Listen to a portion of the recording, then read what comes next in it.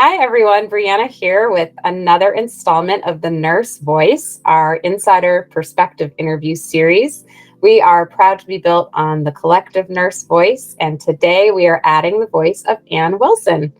Ann is a director of nursing who also has extensive clinical and operations management background. She is a nursing leader and thrives on nurse engagement. Welcome, Ann. Thanks for doing this with us. Thank you, Brianna. It's a pleasure to be here with all of you, and mostly you, but I'm sure there's going to be a community that can hear us out eventually. Exactly. Tell us a little bit about your story as a nurse, how you got your start, and if it was always your goal to become a nurse. Oh, this is such a fun topic. A lot of people say I just want to care for people, and that is the truth, but I'm going to expound. So I'll let you know. So my father, going way back, my father was a successful businessman in the finance industry, but it was my mother that was truly my inspiration. She has always been a nurse. As of the age of 21 until just 2 years ago, she retired at 78. Wow. So, right. I tell you, I wish this interview here could be all about her, because the movement she made and the mountain she moved, it's inspirational. So the end of her career was a pandemic. Yeah, right. She retired just right before that pandemic. So bless her heart. So yes, real quick here, I'm thinking about this.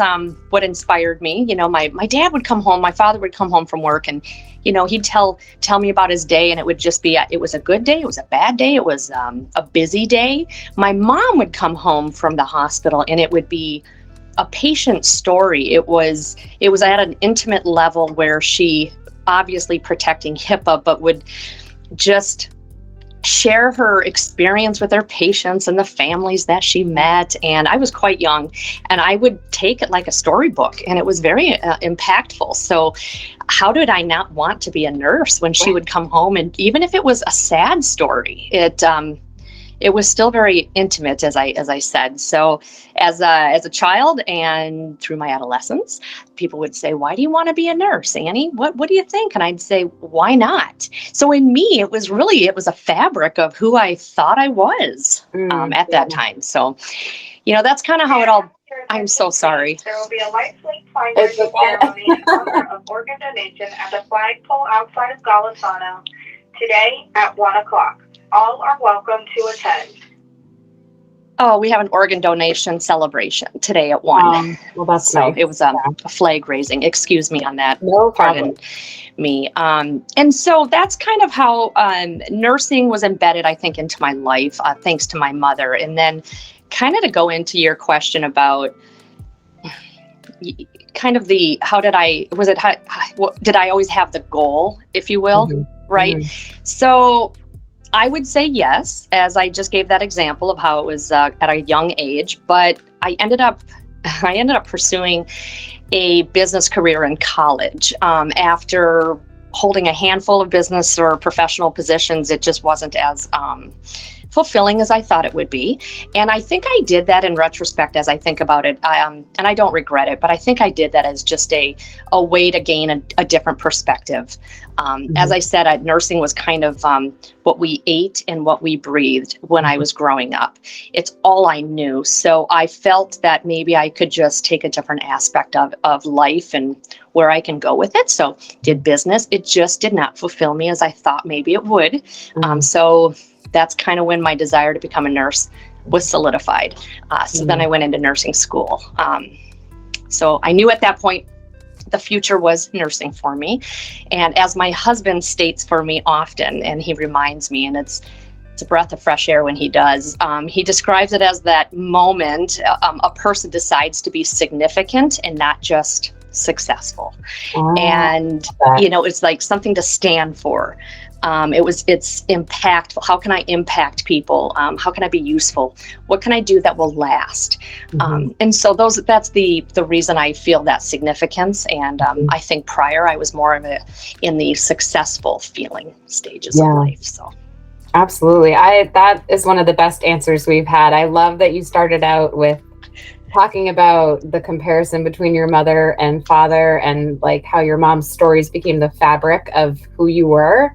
And then even though you branched out into that success lane, it kind of brought you full circle back to the significance role. And I think that is, you've touched on like a nerve that so many nurses right now feel, because we are in this job. And I know many people look around and they're like, why am I killing myself in this? And it's that significance, because what you do does make a difference. And, you know, to our own detriment, sometimes we stay in a field that can sometimes chew you up and spit you out if you don't have the right mentors, or if you don't learn to really be empowered in your role. And we're seeing so much of that now, but we'll get more into that.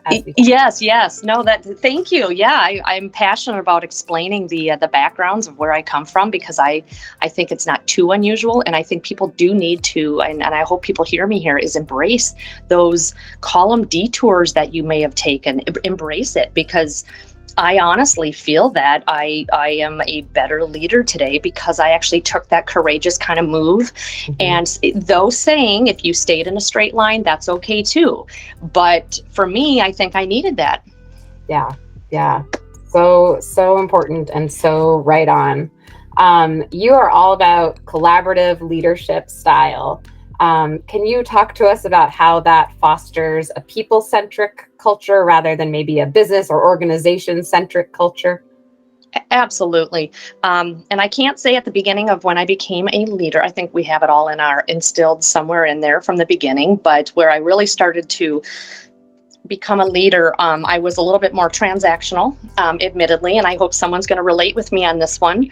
And after 6-7 years of being in leadership, I've really tried to blossom and learn from my environments and experiences to be more of that transformational leader. Well, that's in a textbook, and it's not as easy as a textbook, that transformational leadership theory or style. But what I believe in where I'm at today is, as strong as it is and as hopefully as powerful as I'm trying to be to have that positive momentum today, is really, I think, due to the fact that I started off as a certified nursing assistant. So my experiences as a CNA, registered nurse, of course. So sorry. Okay. Registered nurse, preceptor, charge nurse, and then, College of Nursing instructor, even behind the scenes. Those experiences truly, I think, prepared me for leadership. I feel it's that credibility of working, on the front lines at all those different disciplines that allows me to relate, to understand, to perform as a servant leader. And I think an organization, I'll sound a little lectury here, but an organization has procedures and they have the greatest policies, possibly the greatest procedures, facilities, technology even, but it really always does, in my opinion, it comes down to the people within that organization. So I feel like I've got a lot of dedication, or at least I try to wake up, and this is my practice every day, is to dedicate myself to ensure that the professionals, my colleagues, my frontline team that I surround myself with, that I help put them in a position where they can move themselves forward, as well as moving the organization forward. That's priority number one. And because if that happens, I got to say that patient care is exceptional beyond expectations. And that comes down to what you said, empowerment, which I can talk more about eventually. But if I do my job right collaboratively, if I do with my team, then there really isn't anything that they cannot handle. And that's when the patients are provided the best care. Yeah. Do you feel like that's something that is taught to you, or do you feel like that's something that you learn only by experience? Like you mentioned, you were a CNA and then a nurse, and then, you moved up the clinical ladder, so to speak. But I think nurses can really feel when their leaders are with them and have their back versus when they're just the face of an organization, giving them lip service. And is that something that you have grown as a nursing leader to develop? Well, I believe that it's a bit of a mixture. I don't know if it's a 90-10, 80-20, but I will say that somewhere in there, maybe it was a little innate that, I have that passion and whatnot to build relationships in order to lead effectively and build those partnerships. But man, I gotta say, Brianna, I also think that the experiences solidified though what I thought I knew, and it also helped me learn the mistakes through the ways, and to say, or as I went, it taught me many of mistakes and how to reflect and learn from them. So would I be moving the needle as I am today with my team? And I'm not saying I'm moving it, they're moving it, but if I help them move it, I'm not sure I'd be the same person if I hadn't been through these experiences. So again, I think it does weigh a lot of my experiences that have brought me into shooting for to be an effective leader every day. Yeah. So hard to say, but I do feel like within myself, there is a little innateness that I truly want to serve people. Are people born with that? Boy, I'm not sure about that. Maybe they are, but I was fed and my desire was nourished through my experiences. Yeah. Amazing. And building on that, how do you continue to grow? Like in nursing, if you're a bedside nurse, we're always doing continuing education and, module after module to reinforce our skills. What do you do as a nursing leader to continue to develop yourself professionally? Well, you did name a few of them, and I could go through the list too. And yes, we've got the CEUs, we have our classes, and sometimes they're assigned to us. Sometimes we have to take the initiative and sign ourselves up. We have to explore on our own. I'm a huge advocate for learning, but also to take that first step yourself and take it upon yourself and set yourself up for success and not have to have somebody set it up for you.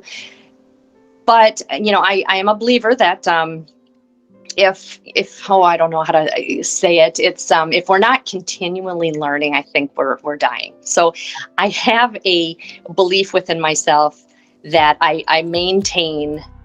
It's not really a belief, it's an action I try. I maintain a curious mind in almost all situations. Yeah. I might find a couple colleagues argue, or staff members arguing out in the hallway, and I'm still going to go over there. Of course, we're going to reel it into my office so we can kind of, tone it back and de-escalate for a moment. But I am going to sit back and actually learn the root cause, what happened, and help them through it, as opposed to nip it in the bud. Yes, there are times to do that, but I really enter a lot of situations, 99% of them, with a complete curious mind, inquisitive mind. So that said, I also try to surround myself. I think an effective leader surrounds themselves actually with people more intelligent than they are. I really do. I have skills and I don't even know if they're that good. But what I like to do is tap into those that I know have the skills. And I think that's where deliverables are harvested. Yeah. Because it's way more than me, where we're trying to get in life and the healthcare system. So, if mistakes are made, Brianna, or metrics are not met. Another way I try to develop as a leader is that I do often look in the mirror, and yes, I have one in my office, and it's not for lipstick, but I truly look in it and I say, what could I have done better? Because the default and what's kind of easy to do is, what could they have done better? Mm-hmm. And I try really hard to just say, where's my part in this? Of course, we'll figure out where we all can get better in it. But I try to stem my thoughts from, what did I play? What part did I play? Being a teacher really taught me that. So that's another way I try to continually grow. That's a great answer. I love the concept of curiosity as a mindset, because even beyond nursing and beyond leadership roles, I think our society, you could say, is we have so much certainty about things that we're willing to die on all these hills. And, just even in the virtual world, you see these comment threads that there is not a curious bone in those comments back and forth. And I think that is such a profound way to be a leader, to give a message to your organization that, we need everybody and we need everybody's ideas, and that you're always in a place of learning. And I think that's such a great way to lead people, because it's so engaging. That's exactly it. Thank you, Brianna, because that's the piece of it that is moving the needle, actually, is because you just increased engagement. Yeah. If I can walk up to a couple of my nurses and say, okay, I've got this question, you guys are the experts, and I'm not boosting their ego. That isn't even the reason I'm doing it. It's the truth. They know they're out there for 36 hours in a week. So, but I want them to also know I respect their knowledge. And but I could maybe make it happen, the change I'm asking about, but they're the ones that are going to help direct whether or not it's realistic. Yeah. There's not often I'm not trying to practice shared governance. I just think it's the way to go, but. Yeah. What are the biggest challenges that you have in your role, and how do you learn from those? Well, yeah, right. Where do you start? No, this is fun. Challenges are okay. I would say maintaining my fullness of my cup, maintaining the cup fullness. And it's interesting. I could say maintaining my staff's cup. I really could do that. And that would have most definitely been my answer if you and I would have met about 6 years ago. I really would. I want to be there for them. I want to make sure, of course I do. But I've learned that I can't pour from, or serve, if you will, from that empty cup. Mm-hmm. So a big challenge of mine is just to have the slowness, slow down to go fast. My husband likes to tell me, slow down to go fast. And realize, that there is this moment where I need, 10, 15 minutes every day. And I do block it out on my calendar in the Outlook email. 15 minutes might not sound like a lot to a lot of people, but it's 15 minutes more than I ever had. Yeah. And if I can block out 15 minutes and what I do in that time, it's not by the book, but what my goal is to do at that point is I write down one change that I can make today or this week. And then I text that comment to a staff member. And now I'm held accountable to that. Right. And it doesn't even it could be personal. It could be anything I would like to share. It could be business related, whatnot. But I do that. And then before you know it, we're kind of partnering up, and then she'll send me one. A teammate might send me one the next week. And it's a little bit of a ball that we've created to keep the momentum of, number one, accountability. Number two, we're here for one another. So anyway, I know I pulled that really about me, but I have to say, if we cannot fill our cups with just a little bit, we can go, due to compensatory mechanisms, we can keep going for a little bit, but in the end, I think it's not paying anybody any benefit. So got to take care of you. It's a big challenge, but I'm ready to take it on every day. And I look to my team for help, my staff. So it reminds me of that analogy of, you got to put your own oxygen mask on first before you put your seatmates on. Same idea. It's true. You can, some people might think selfish, the word selfish, whatnot, but really it's the broader picture is it's not. Yeah. You can do it too much. And yes, then we've gone down this path of possible selfishness, but this is more of a selfless act that I have developed, or at least challenged myself to achieve. Yeah. Tell us about the current working conditions for nurses right now. It's a struggle for a lot of nurses out there. How do you think we can help strengthen what the healthcare system is today? I don't envy your position in nursing leadership for the simple fact that, a lot of nurses are just feeling like they're out on an island all by themselves and with short staffing and feeling like leadership doesn't care, when I know just from the conversations I've had with people here, the nursing leaders do care, but it's such a multi-layered problem. The working conditions, I think, we've come to like a crossroads where nurses, the strike in Minnesota and that type of thing. What do you think would help strengthen our healthcare system? Well, I'll go right to that initial piece where you started off about, and yes, I want to talk about my thoughts on the overall healthcare system, possibly, or how to improve, or how Annie would maybe try to attempt to improve it. I do start small. I start on my departments and then kind of grow from there. But I feel hopeful, Brianna. And I tell my team that, and they don't bark at that. And actually down the road or after a while, they'll start to feel that way too. But I do feel hopeful, and I can just speak of the conditions of what, and if you hear that, a baby was born. So that was, okay. A little cute music. Yeah. But anyway, I can speak to my conditions that I surround myself with day in and day out. So I'm being very specific here. So that's why I'm hopeful. The love and the passion of what nurses do today, I believe, what I feel is very palpable. The fundamentals of why they're here, why they became nurses, that has not changed. The fundamentals are still there. I don't think they've changed. What has changed, of course, is the robust work, the rigidity, the acuities are higher, the staffing is short, no secrets. That has made it much more difficult, but their fundamentals are still there. So I'm trying on a daily basis to remember the fundamentals for them, remind them of them, I should say. So I also noticed the resiliency. I think the threshold of their resiliency has increased since the pandemic.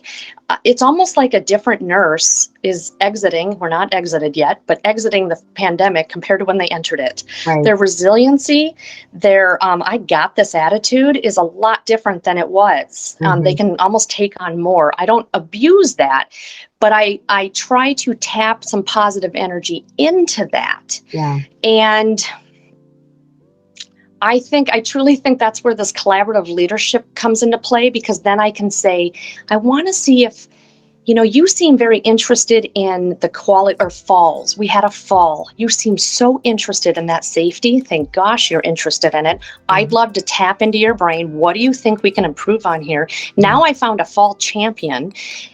She or he has bought into it due to the passion they have. They're empowered. They own it. Now they're accountable, and the team will likely buy into that. Right. Because she was buying into it, and it wasn't Annie walking down the hallway saying, this is what we're going to do now. Yeah. So it's this partnership feeding into the positive resiliency and knowing that their fundamentals haven't changed. Right. And also they have stated many of times how they do appreciate that I recognize the short staffing.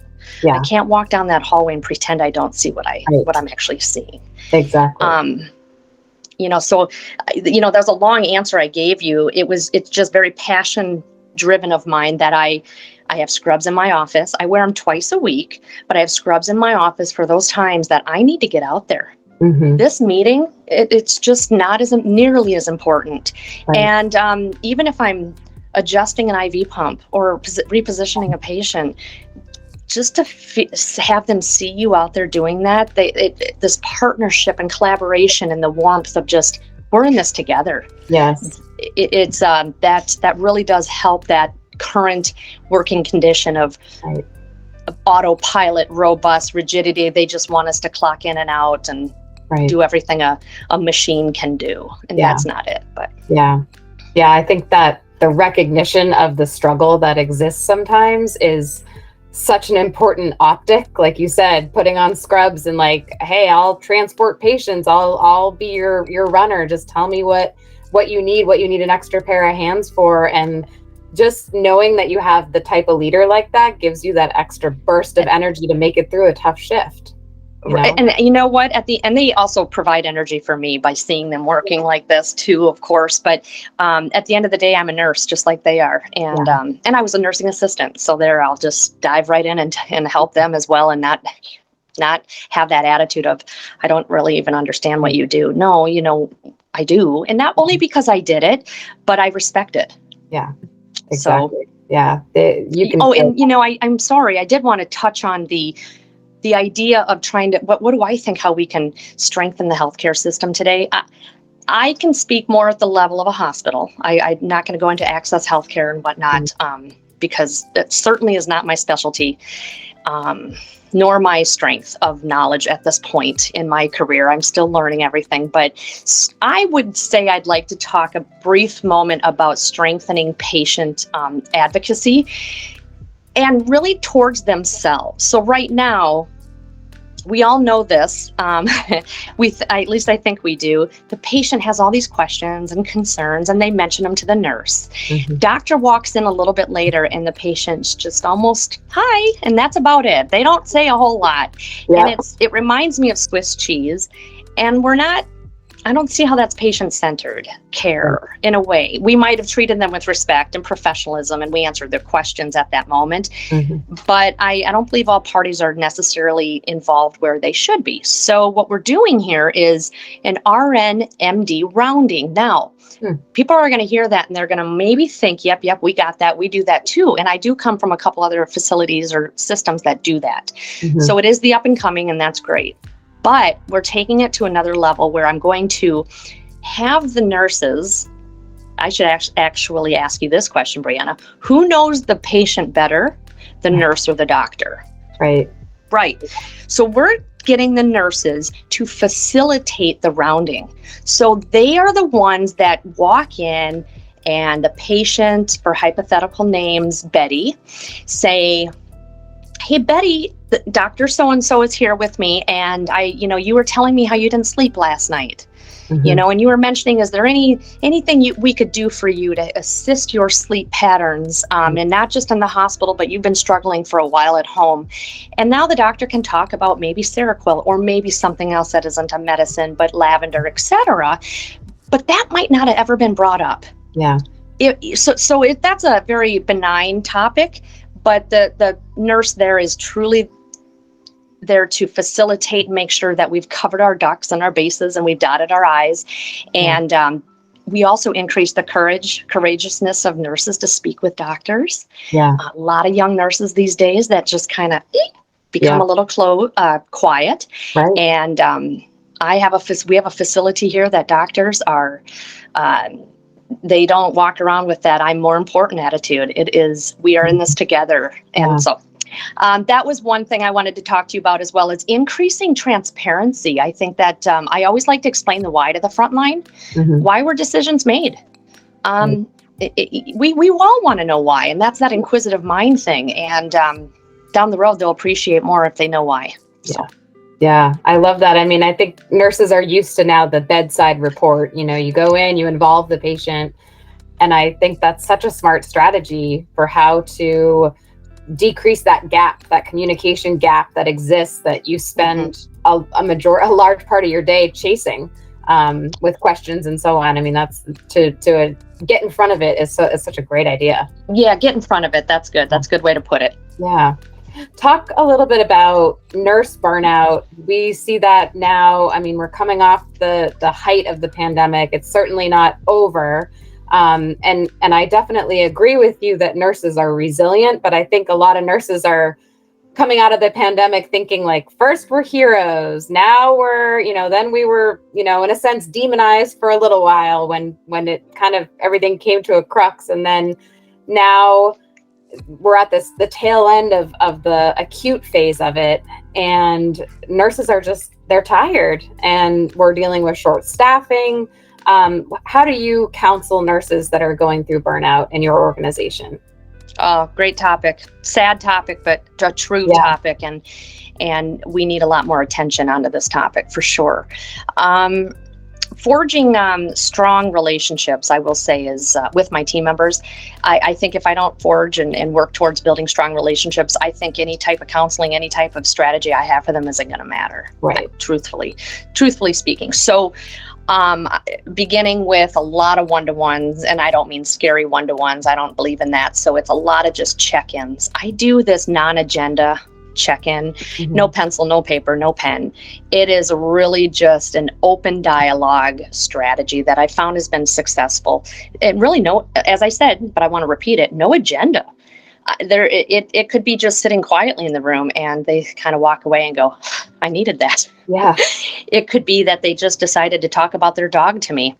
About their dog to me, and they feel better. It could be, and I do some questions of what do you think, and no answer's wrong.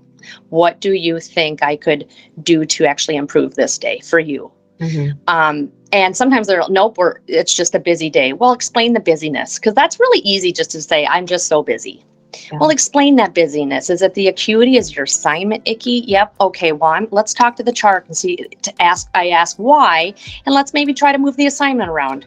Yeah. And then I'll come out and help bridge them while they're giving their report to get different assignments, because that's about an hour process if you right to hand off patients and whatnot and start over. So, but we've had to do it. And then I follow up with the charge nurse to kind of find out what made you make that assignment. Because it's a lot of root cause analysis as to why decisions are made. But anyway, meeting with them, non-agenda check-ins.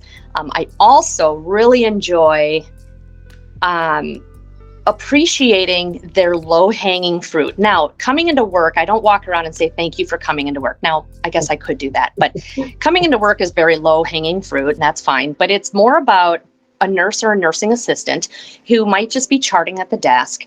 I happen to see a call light get turned on, or call bell, however anybody calls that. And they don't hesitate. They just get right up and get the call light. Mm-hmm. I will give them this accolade and just kind of a just in time, thank you so much, because it is so busy out here, and yet you heard it, you took action, you know that it's more important than the documenting. Not only that, but you also logged out when you got up. Yeah. Right. Thank you. And I have these gift cards in my office and things, and I just hand them out. But it's those low-hanging fruits that I think we need to go back to. Yeah. Just to boost the slightest endorphin rise that I can do. I try to do that. So the other thing is burnout. When I think of burnout, the next stage from that, and this is not in a book, it's just something I think of. I think that you risk your team. The team is up for risk for apathy.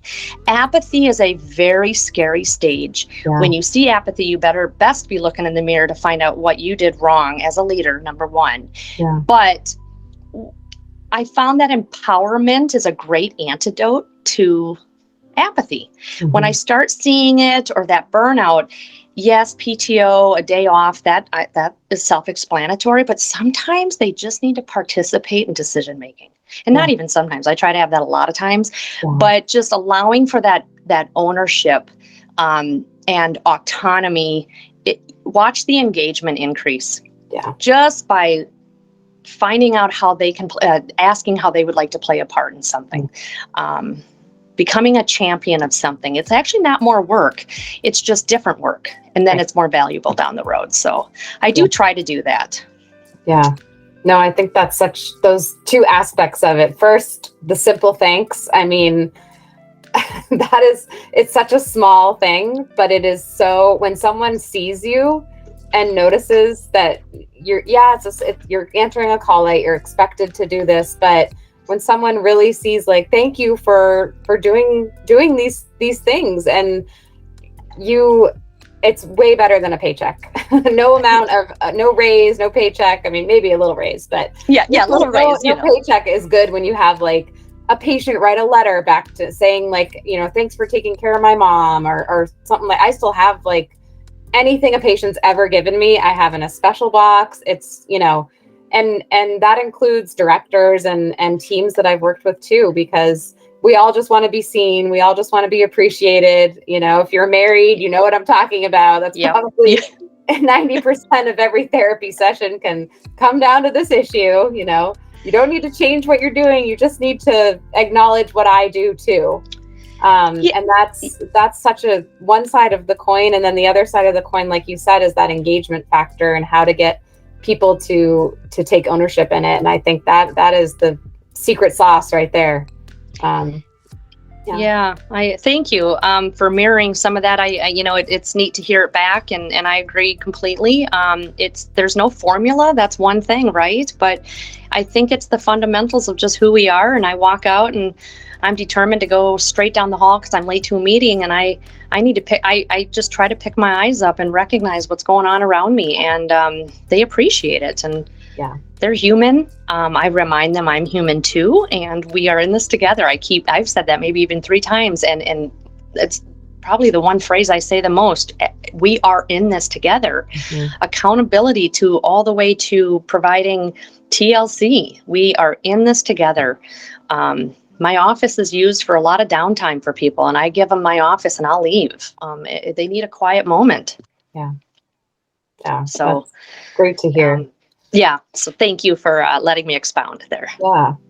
Talk to us from a director point of view. What do you think? This is a big question, of course, but the future of healthcare. I'm picturing like Walt Disney World, like Futureland, but there's so many changes in healthcare that came at rapid fire during the pandemic. Some that were wonderful, like telemedicine for rural areas, and other things that were not so great or that really shone a light on areas that need to change. Where do you, from your point of view, see healthcare going? Well, I will not say it's like everything. It's not always rainbow and roses. But when I really think about it, I think the future for healthcare is going to be better than ever. And the reason I think this, well, there's a lot of reasons, but my main reason, healthcare is an industry made up of thousands, tens of thousands of people who truly, truly are dedicated to taking care of others. Again, it's down to the fundamentals. So I think if we keep that focus, along the road, along the journey, of course, there'll be hiccups. That there are always that, and thankfully there are, because it's where we learn our biggest. That's where we move mountains the most, is after coming out of that valley. So I embrace them, but I think medical science continues to evolve. Medicine's technology continually advancing. Dedicated professionals, as I was saying, they want to change the world and make people better. Improve. I feel like it's all continuing to improve through advanced education too. A lot of simulation is being evolved. We used to we'd never had simulation. And some people think I can't learn from a simulator where I could do it with a human. But what we're not thinking is do what you can best with what you have. Mm-hmm. And if it's a simulator, do what you best can do. And we all put different hats on to get to a human then. But the fundamental doesn't change. Right. So I truly think that if we keep thinking about that fundamentals, that I do think the future is going to be better than ever, especially with the technology and as I was saying, that the medicines and everything advancing. But yeah, that's my I'm a relentless optimistic kind of gal. So there you go. Good. We need those. We need those right now. We always like to ask our guests if there is a particular topic that we've left out of our questions, or if there's anything that you're passionate about, or if you have a message for nurses right now that we haven't touched on. That's a great question. I think this is just wonderful topics and thorough, touched on a lot of different things. I'm sure my answers weren't as organized, so I'm trying to think of if there's something I can pull out that, we could develop a question on. I do often ask my frontline team what some of these questions you've even asked me. I don't go into the healthcare system technically, but what are the major challenges? What would you like to see change? Even at a unit level. And I would tell you that 7 out of 10, it's an approximate, they are often telling me they want more empowerment to own. Maybe even autonomy, but that empowerment to own.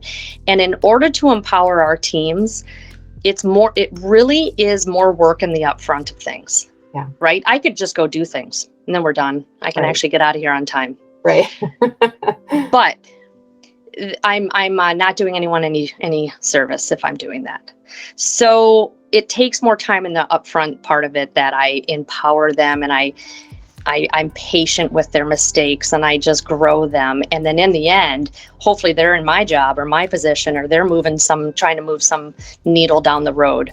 Mm-hmm. So anywho, I guess maybe frontline, and I'm sure I've visited your community many of times now, mm-hmm. since I've been introduced a few months ago with Nurse Deck. And I think there's a lot of frontline that have spoken up, but I love frontline voices. Yeah. So that's a topic that I enjoy. So, yeah. Well, speaking about community, I love that you said when you were thinking about the future of healthcare that healthcare is a huge system, but we're a system made up of people. And whether it's the people that are the patients coming in or the nurses and the teams that take care of them, you know, when I was working bedside, I used to always say to my patients, like, we're in this big factory, and at times you're going to feel like a cog moving through a wheel, but everybody that you come in contact with cares about you and is here for you and is a person. So don't forget that aspect. If you feel like you're a number, remember there's real people taking care of you, and we do care about you. And I always connected with my patients on that kind of level, like recognizing, like, yes, it is hard to be a patient. You know, you're helpless in so many ways, but in the same sense, nurses together as a community can be so important. And I think that, like you mentioned, is the future of healthcare, is strengthening each and every one of us, because our level of influence really is just the people within our proximal reach. You know, it's the people we have relationships with that you mentioned too. Yep. And you touched on this a little bit already, but how do you think NurseDec, our community, or just any community or organization that nurses can belong to, can help to benefit them and strengthen them as a nurse? Oh, well, first of all, I'm jealous. Well, maybe this was out there actually, but I didn't join. I'm regretful of that, let me tell you, because I'll tell you what I think is the benefits. Even in retrospect, when I was a novice nurse, novice leader, I'm learning every day. I could gain from day one to today, I could gain something from NurseDec community. But let me tell you, I believe we tend as humans to be drawn to a person that we can relate to. Mm-hmm. That's just my belief. The benefits of connecting into NurseDec's community, or as you said, any type of community, but specifically NurseDec community, I think are unlimited. I think that when you take accessibility, and what I found is very easily accessible within the community of NurseDec, very accessible to reach out to many resources. So if you take accessibility of your community and you sprinkle in a whole bunch of feelings of relatability, it's a win-win for everyone. Yeah. So I can jump in and meet a bunch of people, but then I also can relate. That's huge. You just, in my opinion, as I said before, you can't serve from an empty cup. And I see this community as a way to fill a nurse's cup, or someone who wants to be a nurse. And that is through that relatability, connectedness. My problem might be your problem as well. My problem might be solved because of an experience you once went through. Right. My happiness can be brought to you to make a better day for yourself. And I just feel like, again, it's a win-win. So I'm looking forward to getting more and more involved with NurseDec community. Awesome. Well, we're so happy that you took time out to talk to us today and that you're in our community. And I can't tell you how reassured I feel when I talk to nursing leaders like yourself, because we've all had, that boss that micromanages or, is probably doing the best they can with what they've learned. But it's so nice, and it's such a breath of fresh air when you really see people that are plugged in and dedicated. And as you said yourself, have that servant leadership quality. So thank you for the hard work that you're doing. Well, thank you. And I'm sorry for the random interruptions that we had. No worries. And my babbling, but I'm very passionate about what we're talking about, and anything else I can do or help with, just stay in touch. But thank you, Brianna, and to your team for everything and pulling people together. Sounds great. Thank you again, and we will be in touch. Sounds good. Bye-bye, Brianna. Bye-bye. Bye-bye.